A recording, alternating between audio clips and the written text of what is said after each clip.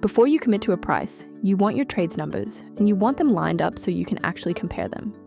That's a request for quote, an RFQ. Go to Estimates, then RFQs, and let's create your first one.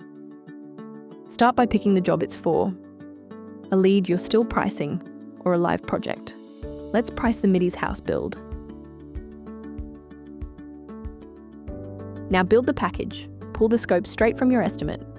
Pick the categories you want priced, like the electrical or the framing, and Paperless carries all that detail across for you. No retyping.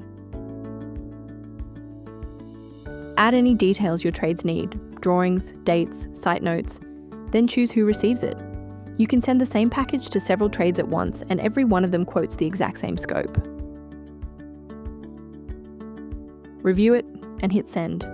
Each trade gets a clean email with your scope, and everything they return lands back here. No chasing replies across 3 inboxes and a text thread. As the prices come back, they line up side by side against the same scope, so you can see at a glance who's sharp, pick your winner, and pull that price straight back into your estimate. Tighter margins, no guesswork. Next up, building your selections catalog.